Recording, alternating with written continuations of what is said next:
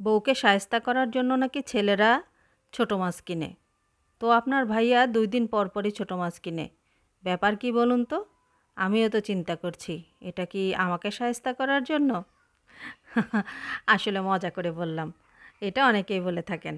কিন্তু আপনাদের ভাইয়ার খুবই পছন্দের এই ছোট মাছ। আজকে বাজার থেকে এই যে এরকম ছোট মাছ এনেছে আর এর সাথে ছিল তাজা, তাজা ট্যাংরা মাছ। কিছু চাপিলা আর এর সাথে ছোট কিছু মাছ। তো চলুন আপনাদের সাথে শেয়ার করি এই ছোট মাছগুলো কিভাবে রান্না করলাম। এই যে চাপিলা মাছ আর এর সাথে এই যে ছোট মাছটা সম্ভবত ঢেলা মাছ হতে পারে। আমি সঠিক নামটা বলতে পারছি না। এই ছোট মাছটাকে রান্না করেছি আলু, টমেটো, পেঁয়াজ, কাঁচামরিচ দিয়ে একেবারে হাতে মেখে সুন্দর করে বসিয়ে দিয়েছি। আর আরেক চুলায় রান্না করব ট্যাংরা মাছ। একেবারে তাজা, তাজা এই ছোট মাছগুলো খেতে কী যে চমৎকার! খুবই ভালো লাগে। আপনাদের ভাইয়ার তো এত পছন্দ আর আমারও খেতে বেশ ভালো লাগে।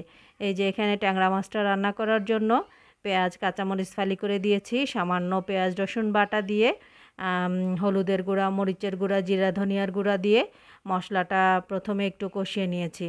আর এই যে দেখুন এদিকে আরেক চুলায় এই যে ছোট মাছের যেটা চচ্চড়ি সেটাও হয়ে যাচ্ছে। ঢাকনা দিয়ে একটু নেড়েচেড়ে আস্তে আস্তে রান্না করব।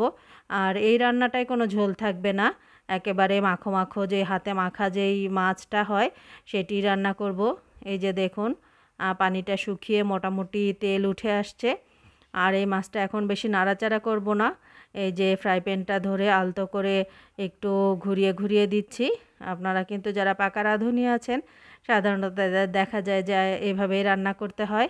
এই যে আস্তে আস্তে ঝোলটা শুকিয়ে তেল উঠে এসেছে।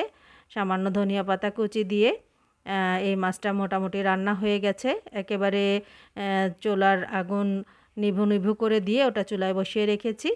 আর এই যে এইদিকে মশলা কষানো হয়ে গেছে। আর ট্যাংরা মাছগুলো দিয়ে দিয়েছি। তাজা মাছ সাধারণত দেখা যায় যে এভাবে একটু রান্না করলে ভালো লাগে খেতে। মশলার সাথে ট্যাংরা মাছটাকে সুন্দর করে কষিয়ে নিচ্ছি। কষিয়ে নেওয়ার পর যখন কষানো হয়ে যাবে খুব ভালোভাবে নেড়েচেড়ে, আর মাছগুলো এত তাজা ছিল, খুব সুন্দর একটা ঘ্রাণ আসছে মাছটা রান্না করার সময়ই। দেখুন কতটা টাটকা। যখন মশলার সাথে কষানো হয়ে গেছে এরপর এই যে ঝোল দিয়ে দিয়েছি। তো আজকে এই যে ২ রকমের মাছ রান্না করে নিলাম। এগুলোই আজকে খাওয়া হবে। আর আমার বাচ্চারা প্রথমে তো দেখা যাচ্ছে যে ওরা ছোট মাছটা একটু খেতে পারতো না। কিন্তু এখন তারাও আস্তে আস্তে পছন্দ করছে। আর বেশ অভ্যাসও হয়ে গেছে সবার খাওয়ার। তো সবাই আমার মাছ রান্না কেমন হলো কমেন্ট করে জানাতে ভুলবেন না। আজকের ভিডিও ছিল এই পর্যন্তই। সবাই ভালো থাকবেন, সুস্থ থাকবেন। আল্লাহ হাফেজ।